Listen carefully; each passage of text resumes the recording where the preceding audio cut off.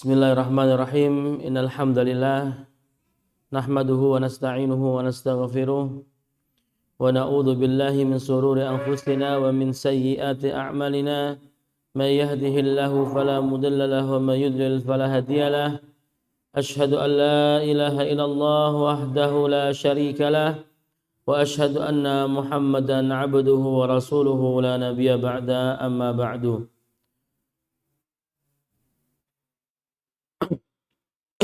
Mari kita mulai lanjutan pembahasan dari kitab Minhajul Qasidin karangan Al-Imam Ibnu Qudamah Al-Maqdisi dengan bersama membaca Al-Basmalah. Bismillahirrahmanirrahim. Semoga Allah memberikan ilmu yang manfaat untuk kita semuanya. Amin ya rabbal alamin. Kita masuk ke dalam pembahasan puasa kali ini. Kemarin kita sudah masuk di dalam zakat, ya, dan sholat juga sudah, fadilah ilmu juga sudah. Pada hari ini kita masuk ke ibadah yang selanjutnya, yaitu puasa. Bismillahirrahmanirrahim. Qala musannif rahimahullahu ta'ala, nafa'ani wa iyyakum bi'ulumihi fid dunya wal akhirah, amin ya rabbal alamin. Kitabus shaumi wa asraruhu wa muhimmatuhu wa ma yata'allaqu bihi. Kitab yang membahas tentang berpuasa dan segala rahasia-rahasia dan kepentingan di dalamnya, wa ma yata'allaqu bihi, dan segala hal yang berkenaan dengan berpuasa. Ibnu Qudamah berkata, i'lam anna fis shaumi khasisatan laisat li ghairihi. Ketahuilah bahwasanya di dalam ibadah berpuasa itu ada sebuah kekhususan yang tidak dimiliki ibadah-ibadah yang lainnya. Wa hiya idhafatuhu ilallahi azza wa jalla haitsu yaqulu subhanahu wa ta'ala as-sawmu li wa ana ajzi bihi. Apa kekhususan ibadah puasa ini? Kekhususan ibadah puasa ini yaitu Allah mengatakan bahwasannya ibadah puasa ini adalah untuk Allah, ya, adalah kembali kepada Allah. Wa ana ajzi bihi, dan Allah mengatakan bahwa akulah nanti yang langsung memberikan ganjaran kepada orang-orang yang berpuasa. Ya. Jadi Allah Subhanahu wa taala menisbatkan ibadah puasa ini adalah ibadah untuk Allah langsung. Dan Allah sendiri yang akan mengganjarnya.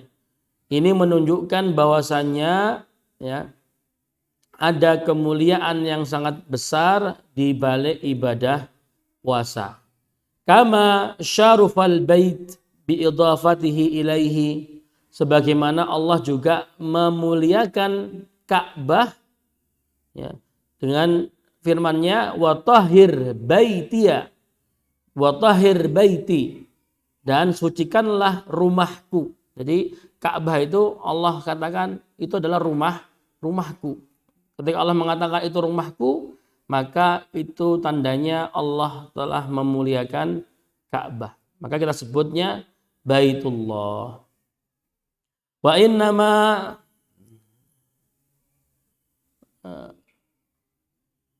inna sedangkan puasa itu sendiri, ya, memiliki keutamaan tersendiri dari hal. Yang pertama adalah bahwasannya ibadah puasa adalah ibadah al-batinah. Ibadah puasa ini termasuk ibadah batin. Ya. Karena apa? Karena jauh dari riya. Ya. Jauh dari riya. Ibadah yang sembunyi-sembunyi. Ya. Ibadah yang sembunyi-sembunyi. Kita nggak tahu orang itu puasa atau enggak, makan atau tidak, minum atau tidak, kita tidak tahu. Yang tahu hanya dia sendiri dan juga Allah. Kalau sekarang di bulan Ramadan, jadi kita tahu lah semuanya, umat Islam sedang berpuasa, ini biasa. Ya. Tapi kalau di hari-hari selain hari Ramadan, ya, jika ada yang berpuasa maka tidak ketahuan, gitu. Apakah orang ini puasa ataukah tidak. Tapi kalau ibadah yang lainnya seperti zakat, ada orang yang tahu. Seperti haji ada orang yang tahu, umroh ada orang yang tahu, ya, sholat apalagi ada orang yang tahu karena gerakan, karena bisa dilihat. Tapi kalau ibadah puasa itu tidak bisa dilihat, ya, tidak bisa dilihat kecuali panjenengan tanya, berjawab lah baru ketahuan. Gitu. Baik. Maka itu salah satu kunci kenapa ibadah puasa ini spesial, karena dia jauh dari riya dan merupakan ibadah batin. Lalu yang kedua adalah innahu qahrun li'aduwillah. Yang kedua, kenapa ibadah ini spesial? Karena puasa itu, ya, bisa membinasakan musuh Allah. Siapa musuh Allah? Yaitu syaitan. Li'anna wasilatul adu asyahwat. Karena, ya, para musuh kita, para setan itu, ya, membinasakan kita itu melalui syahwat, ya, melalui syahwat cinta dunia, syahwat cinta perempuan, ya, syahwat cinta kedudukan. Maka dari situ, ya, setan itu menyerang dan menghancurkan umat yang beriman, ya. Wa inna ma taqwa syahwat bil akl wa syarab. Sedangkan kita tahu bahwasanya syahwat itu semakin kuat, ya, ketika orang itu makan dan minum. Ya. Dalam hadis dikatakan bahwasanya, ya, syaitan itu menyusup ke dalam tubuh manusia melalui aliran darah. Ya, melalui aliran darah disusupi oleh syaitan. Dan puasa, ya, atau menahan rasa lapar dan dahaga itu akan mempersempit orang, sehingga ruang masuknya syaitan pun juga akan semakin sempit, ya. Sehingga orang yang lapar, orang yang dahaga itu lebih bisa mengendalikan nafsu dan syahwatnya. Maka sehingga ini akan menjadi sebuah kekalahan bagi syaitan. Faslun fi sunanis shaum. Pasal di dalam sunnah-sunnah di dalam berpuasa.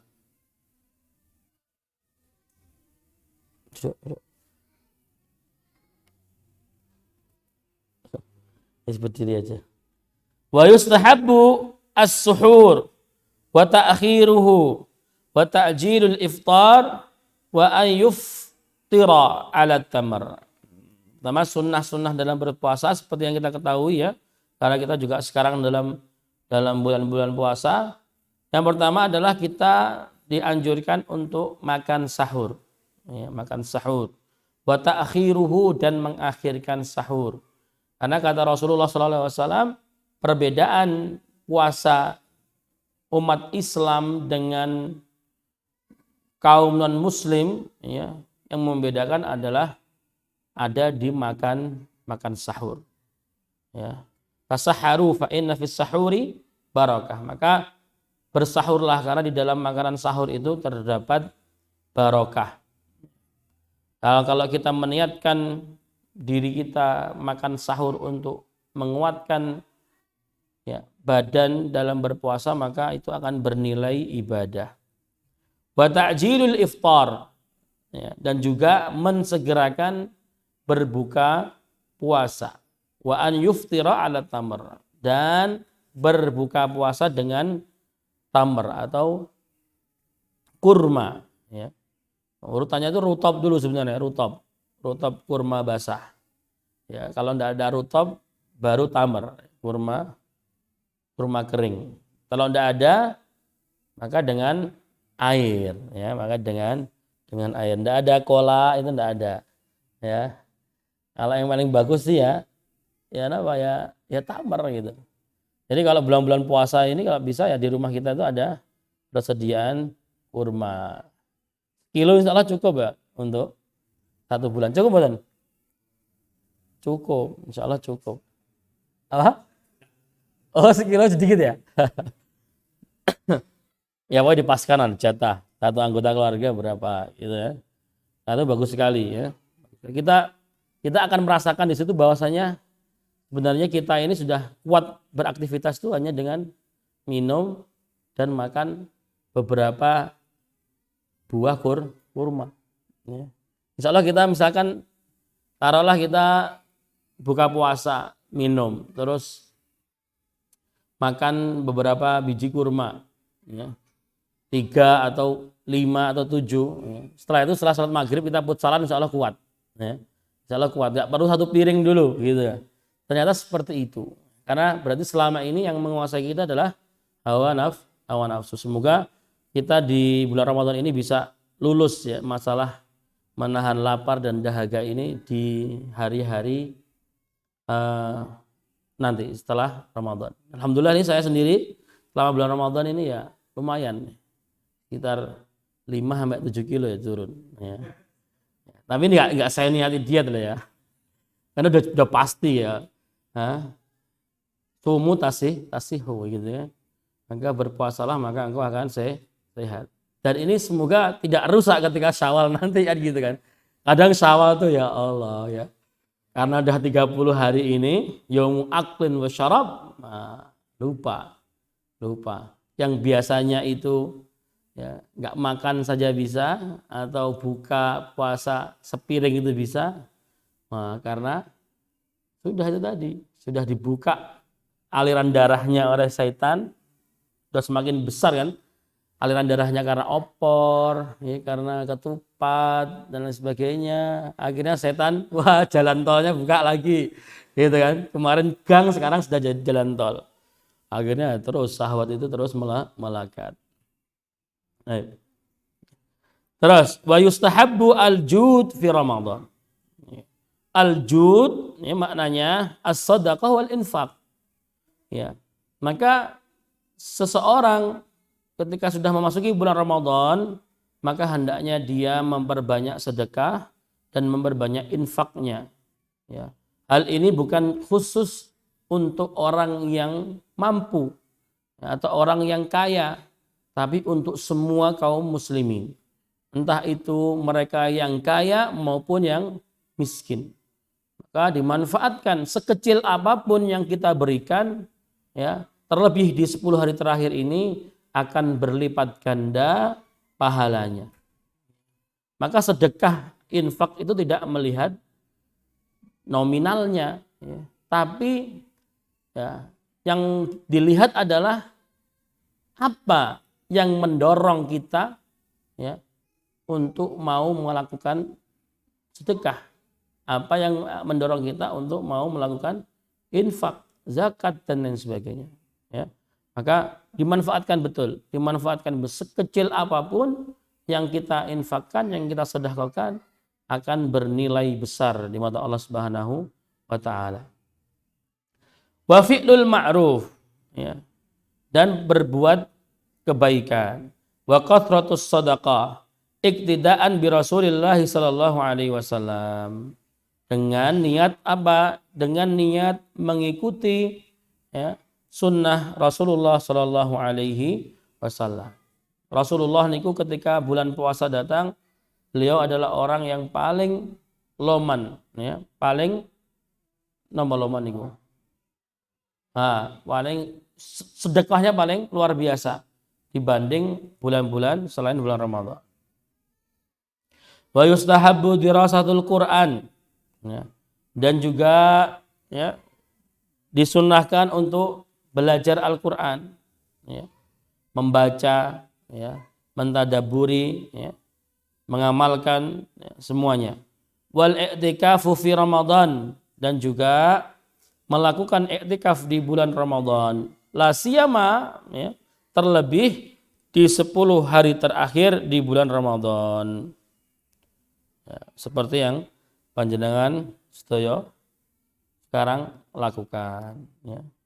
Wa fi sahihaini, di dalam hadis sahihain min hadis Aisyah radhiyallahu anha qalat, dari hadis Aisyah radhiyallahu anha beliau berkata, kana Nabi sallallahu alaihi wasallam idza dakhala al-ashru shadda mi'zarahu wa ahya al-laila wa aiqadha ahlahu. Sesungguhnya Nabi sallallahu alaihi wasallam ketika sudah memasuki 10 hari terakhir di bulan Ramadan, syadda mi'zarahu, mengencangkan sabuknya, ya. Wa ahya al-laila, menghidupkan malam-malamnya, wa aiqadha ahlahu, dan juga membangunkan para keluarganya untuk menghidupkan malam.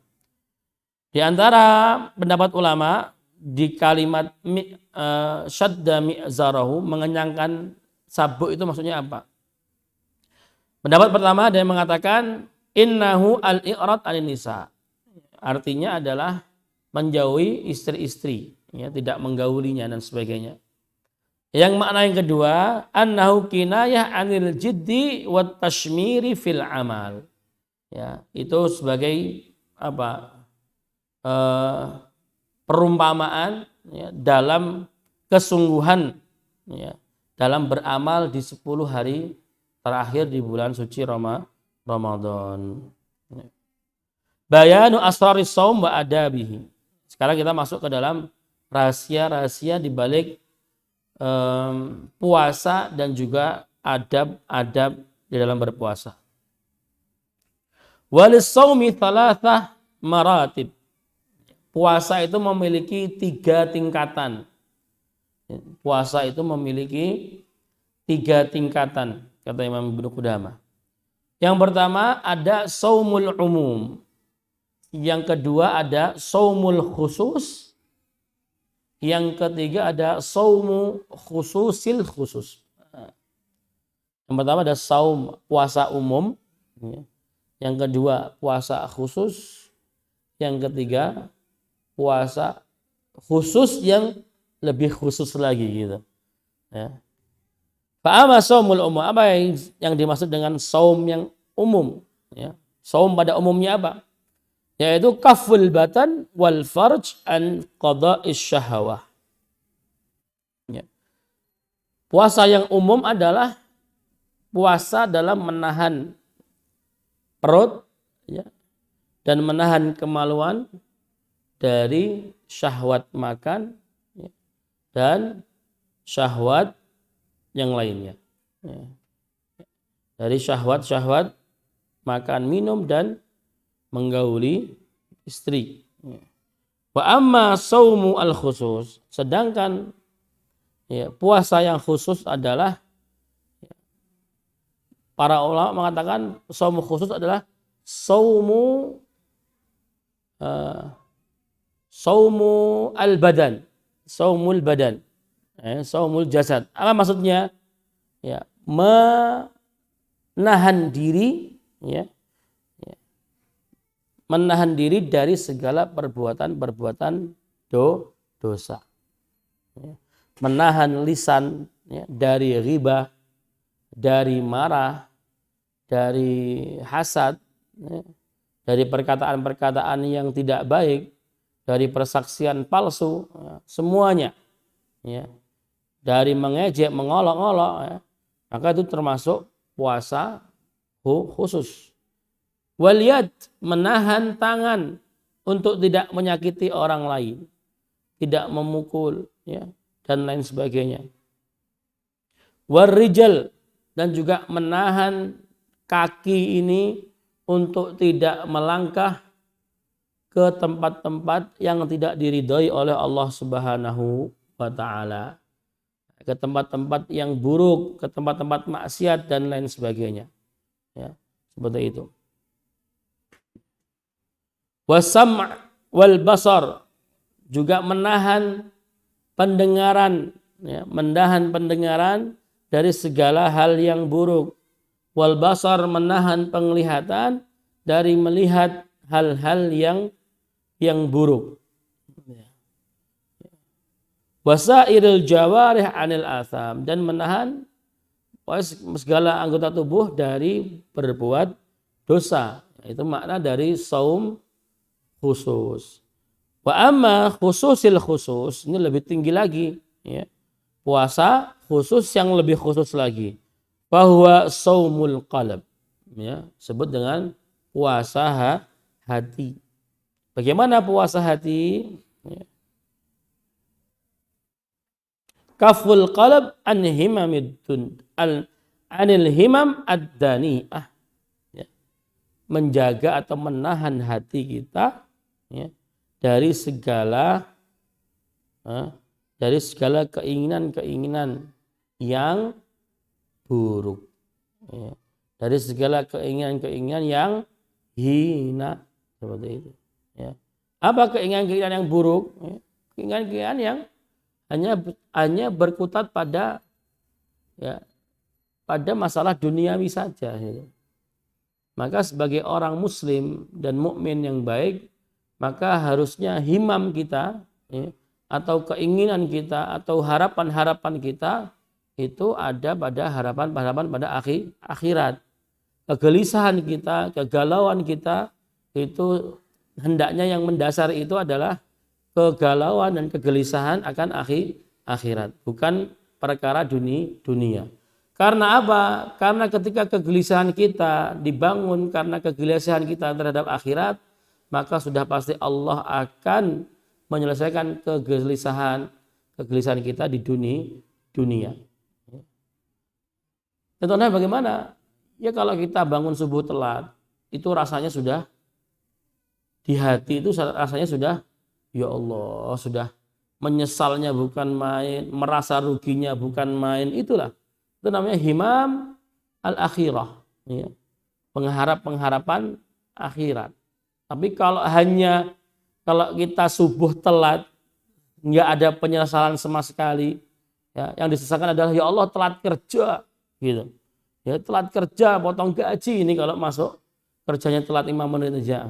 Wah ini berarti kan apa? Himamnya himam yang dani'ah, yang hina karena seputar dunia saja gitu loh. Maka kegelisahan kita haruslah kegelisahan akhirat. Dan insya Allah ketika seperti itu Allah akan mencukupi kita di masalah dunia ya kita akan ngikut, ya akan ngikut. Maka itu yang dinamakan shaum khususil khusus. Ya. Terus famin adabi shaumil khusus. Ya. Dan di antara adab puasa, ya, di dalam puasa khusus tadi menahan diri tadi dari segala perbuatan dosa, yaitu bagaimana adabnya atau riyadhahnya bagaimana? Dengan ghaddul basar. Yang pertama dengan ghaddul basar, ya, dengan menahan pandangan kita, dari segala sesuatu yang haram, ya. Karena dari pandangan itulah ya bisa merambat ke perbuatan-perbuatan yang lain. Dari mata itu nanti bisa ke lisan, ya, nanti bisa ke kemaluan, gitu kan. Itu bahaya sekali seperti itu. Wa hifdzul lisan amman yu'dhi min kalamin muharrim. Ya, menjaga lisan dari perkataan-perkataan yang bisa menyakitkan saudara kita. Au ma la yufidu, ya, menjaga diri kita dari hal-hal yang tidak bermanfaat.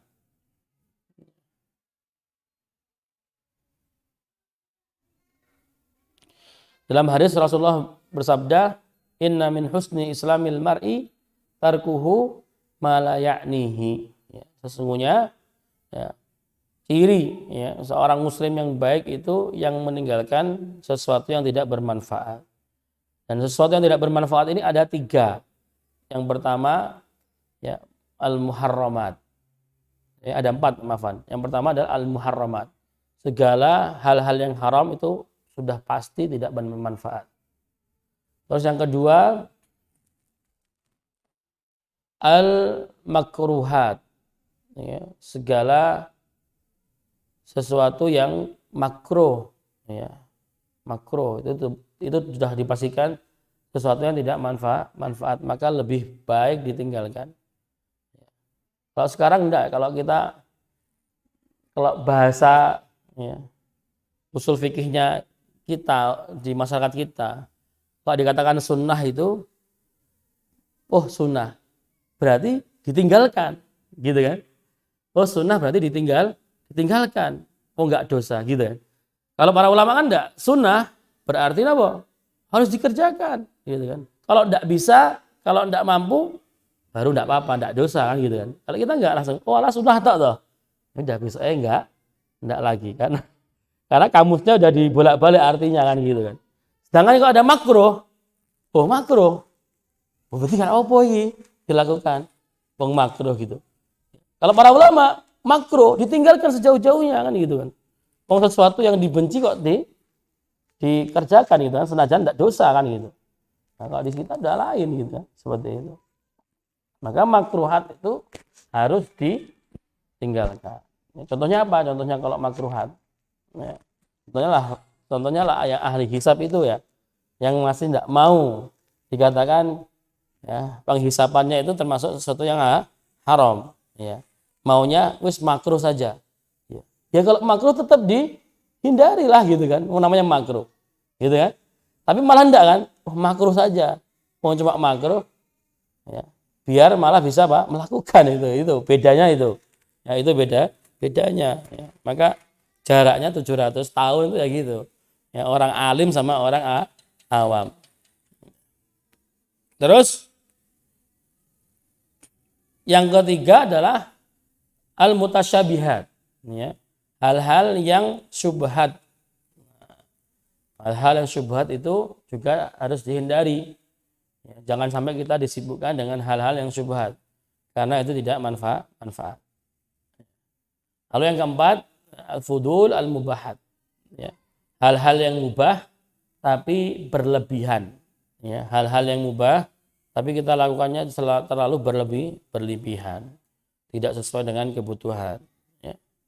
Maka itu 4 hal yang termasuk sesuatu perkara yang tidak ada manfaatnya yang harus kita tinggalkan sebagai seorang muslim yang baik. Ya.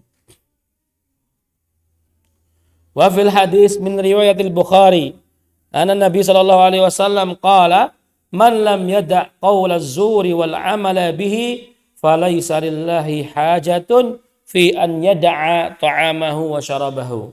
Ya. Sesungguhnya Nabi sallallahu alaihi wasallam bersabda, barang siapa ya, yang ketika berpuasa tidak mau meninggalkan qaul az-zur, ya, perkataan-perkataan dusta, wal amala bihi, dan turunan-turunannya, ya, ghibah, bohong dan sebagainya. Falaisa lillahi hajatun fi an yada' ta'amahu wa syarabahu. Maka Allah itu enggak punya hajat terhadap puasa kita, ya kan? Tadi kan Allah mengatakan bahwa puasanya kita adalah miliknya Allah kan gitu. Tapi kalau kita berpuasa, kita nggak mau menjaga lisan kita, nggak mau menjaga yang lainnya, maka Allah itu nggak butuh lagi puasa kita gitu. Ya puasanya tetap sah, cuma pahala dan sebagainya sudah hilang, nol, ya, nol, sudah tidak ternilai lagi. Ya. Maka jangan sampai kita puasa itu hanya menahan lapar dan dahaga saja. Wa min adabi as-shaum alla yamtali aminat ta'am fil lail bal yaqul bimikdarin. Ya. Ini di antara adab berpuasa itu kita tidak boleh ya berbuka puasa atau sahur itu berlebihan sampai kekenyangan. Ya, tidak boleh. Karena itu akan merusak esensi dari ibadah puasa itu sendiri gitu. Ya. Maka ketika datang waktu berbuka, datang waktu sahur, maka kita makan secukupnya, secukupnya. Fa innahu, ya, dan sesungguhnya Rasulullah sallallahu alaihi wasallam, ya, beliau bersabda, ma mal'a ibnu adam wi'a syarran min batnin. Sesungguhnya ya, tidaklah seorang anak Adam itu memenuhi bejana yang buruk, ya, melainkan ya perut yang ada di dalam dirinya. Jadi perut itu dikatakan oleh Rasulullah SAW itu sebagai bejana yang paling kotor. Perut itu adalah bejana yang paling kotor. Maka ketika puasa gini ya hitung-hitung itu sudah ada pembersihan lah, dikuras dari yang kotor-kotor, dari yang lain sebagainya, itu sudah dikuras. Maka sampai Rasulullah mengatakan seperti itu. Ya. Dan eh, di hadis terusannya beliau menambahkan bahwasanya anak Adam itu ya, dengan beberapa suap makanan itu sudah cukup untuk bisa menegakkan punggungnya gitu. Jadi untuk kita biar bisa kuat ya, bisa beribadah, bisa bekerja, bisa beraktivitas, itu ternyata hanya membutuhkan beberapa suap saja gitu. Tidak bersuap-suap, bahkan tidak berpiring-piring gitu. Ya, hanya beberapa suap saja. Kalau beberapa suap saja masih belum cukup, kata Rasulullah, maka Rasulullah mengatakan, maka bagilah perutmu atau lambungmu menjadi sepertiga bagian. Ya. Sepertiga untuk makanan, sepertiga untuk minuman, dan sepertiga untuk bernafas. Gitu ya. Sepertiga untuk makan, sepertiga untuk minum, sepertiga untuk bernafas. Dan ini katanya diteliti, ya. Dan memang orang yang porsi makannya sepertiga, itu akan hidup jauh lebih sehat. Nah, coba nanti di searching aja, di Google itu ada. Ya. Ya. Jadi diet ala Rasulullah gitu ya. Diet ala Rasulullah gitu. Sepertiga. Disisakan sepertiga untuk apa? Nafas. Karena orang kalau makannya kekenyangan, minumnya kebanyakan, nggak bisa nafas. Di sini makanannya ya kan, nggak bisa nafas. Kalau nggak pas tidur baru napasnya tahu-tahu sesek di tengah-tengah gitu kan. Betul sekali, ini adalah tips sehat.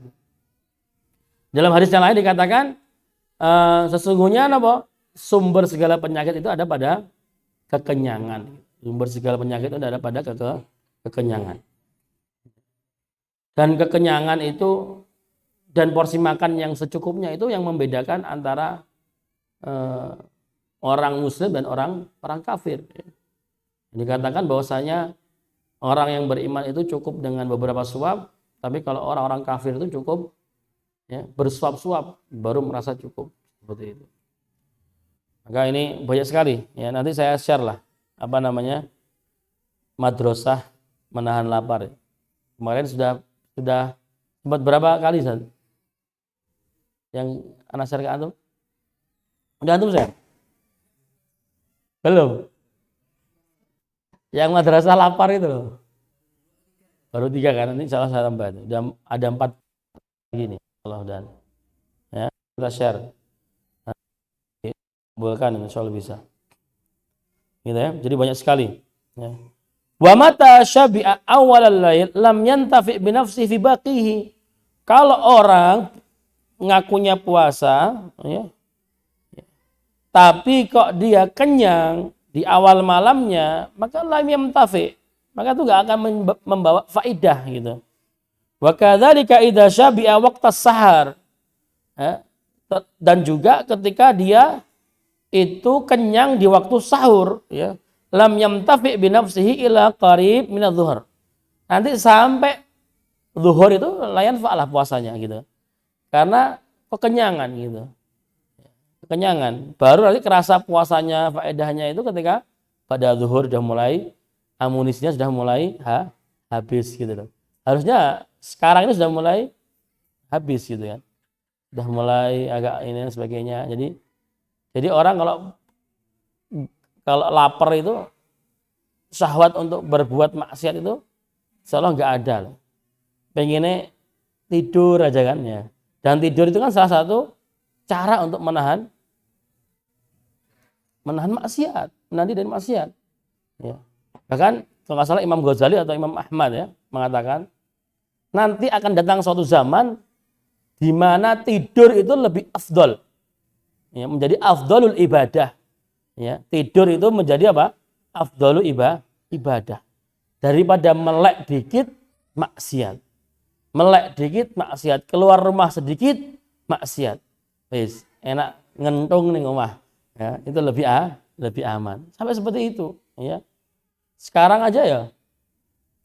Tiduran aja bisa maksiat kan gitu kan? Seperti itu. Apalagi zaman-zaman nanti, maka lebih berat lagi, ya. Enggak apa-apa. Tidur enggak apa-apa, riyadhah, latihan. Yang penting sholatnya enggak terlewat gitu aja. Kalau tahu-tahu buka puasa lah itu muskilah itu. Ya, muskilah. Kan bisa dikodok Ustaz. Ya bisa, terserah. Wais, tahu ilmu nais malah kalah gini ya. Itu. Ya.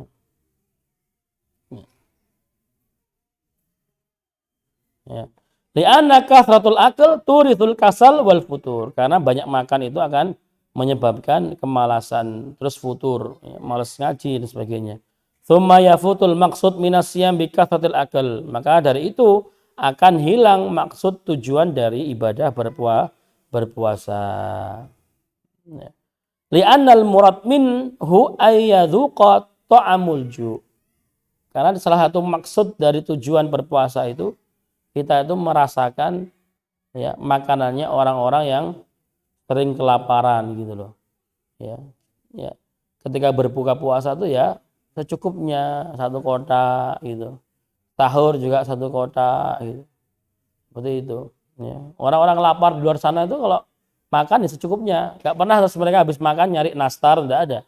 Ya, atau nyari kastengel itu enggak ada. Ya. Ya, seperti itu. Maka perlu di ini ya. Wa amma shaum tatawwu, sekarang masuk ke dalam saum tatawwu. Saum sunnah. Fa'lam anna istihbabis saum yata'akkadu fil ayyamil fadilah. Ya, bahwasanya kesunahan dalam puasa sunnah itu ya diberi dengan keutamaan pada hari-hari tertentu. Fawadilul ayam ba'duha yaumu yujad fi kulli sana. Dan keutamaan-keutamaan hari itu bisa kita temukan di setiap tahunnya. Contoh yang kita temukan di setiap tahunnya apa? Seperti siyamu sittata ayyamin syawal. Saum sunnah 6 hari di bulan Syawal, ya. Di bulan Syawal dimulai dari tanggal berapa? Tanggal 2 nomor 1. 2 Syawal, ya. 2 Syawal, ya. Dan semoga nanti bareng, ya kan. Oh, enak kalau bareng itu, ya. Ya, enak kalau bareng. Kalau nerima undangan khatib Idul Fitri itu enak, tenang, ya kan? Biasa. Seperti itu. Kasyami sadat ayam min Syawal ba'da Ramadan. Contohnya lagi kasyami yaumi Arafah. Puasa di yaum Arafah, hari Arafah. Wa yaumu Asyura, dan hari Asyura wal Muharram, ya, itu hari-hari yang punya keutamaan puasa di dalamnya yang kita temukan setahun sekali. Wa ba'duha yatakarrar fi kulli syahr, dan sebagian hari itu bisa kita ketemui di setiap bulannya. Ya. Seperti apa? Seperti puasa di awal bulan, puasa di pertengahan bulan, dan puasa di akhir bulan. Ya. Faman shoma awwal syahr au awsatahu au akhirahu faqad ahsan.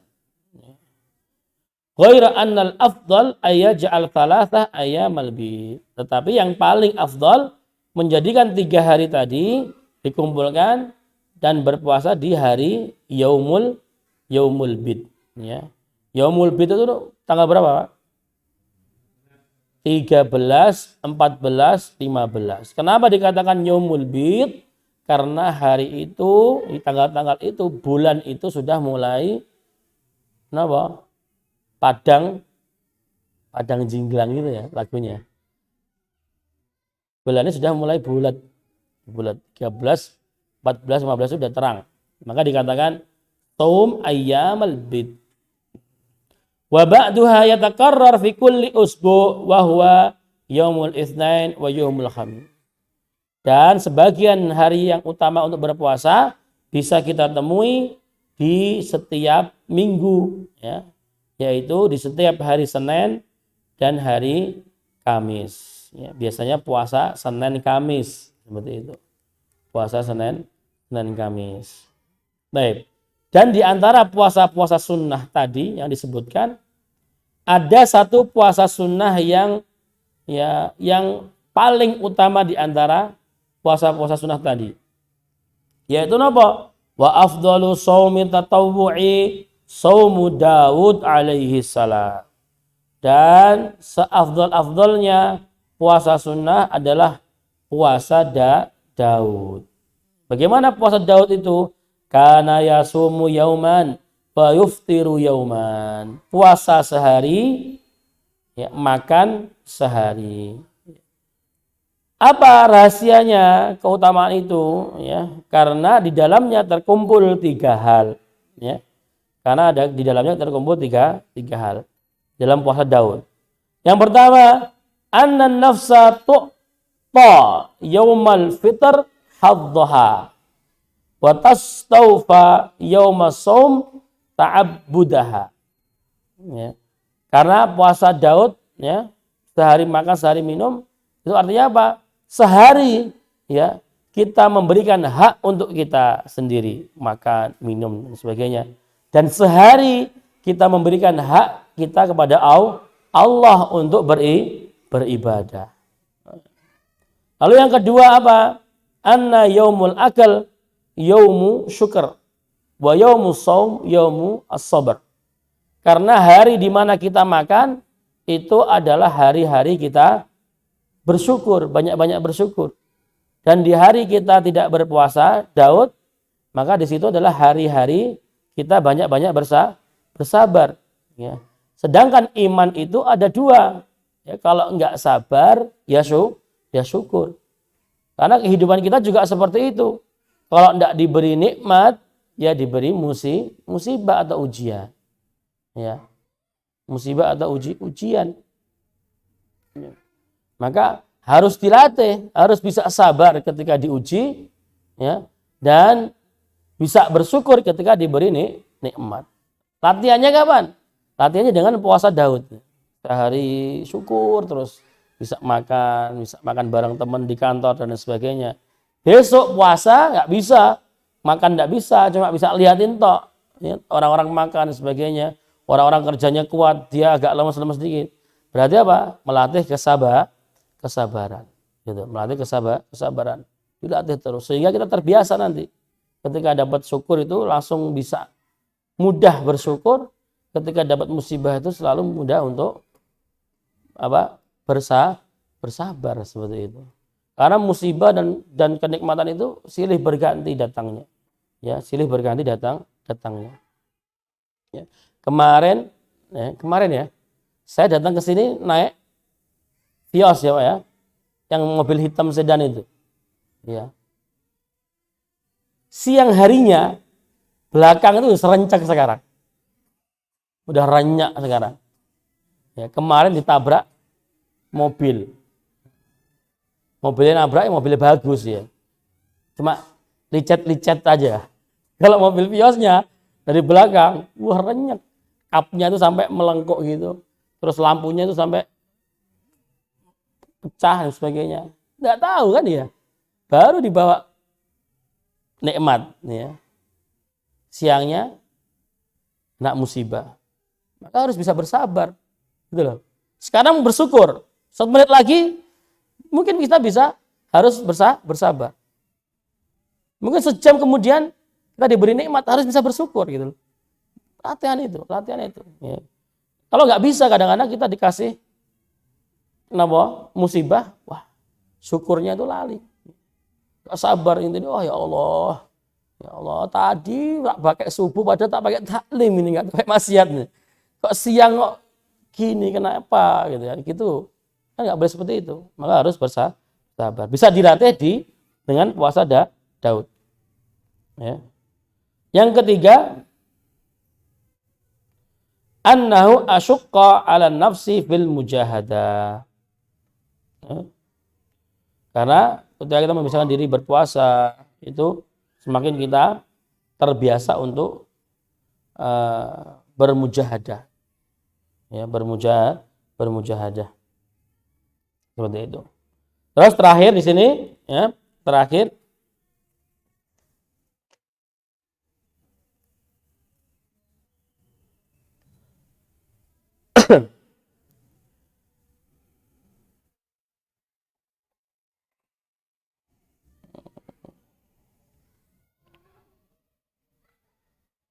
Yang terakhir di sini disebutkan adalah wa alam anna man ruzika fitanatan alima maqsudus shaum fahammala nafsahu qadra ma la yu'jizuhu amman huwa afdalu minhu.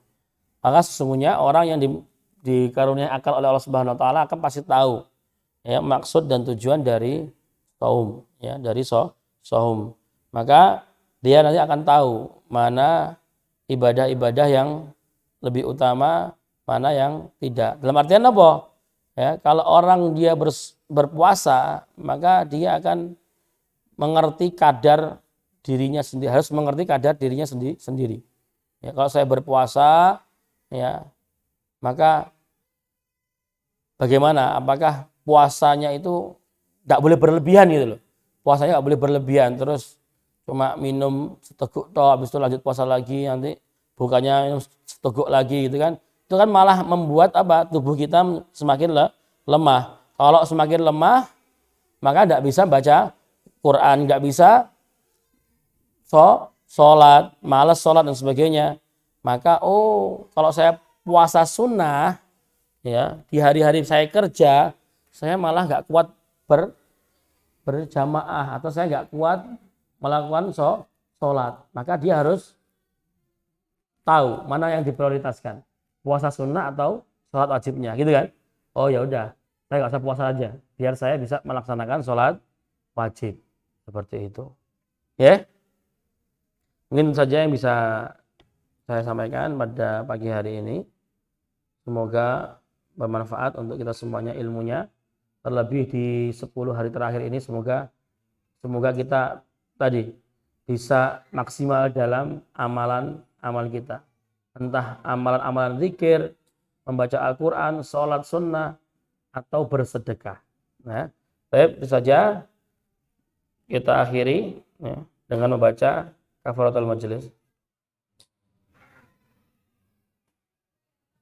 Sekarang, assalamualaikum warahmatullahi wabarakatuh.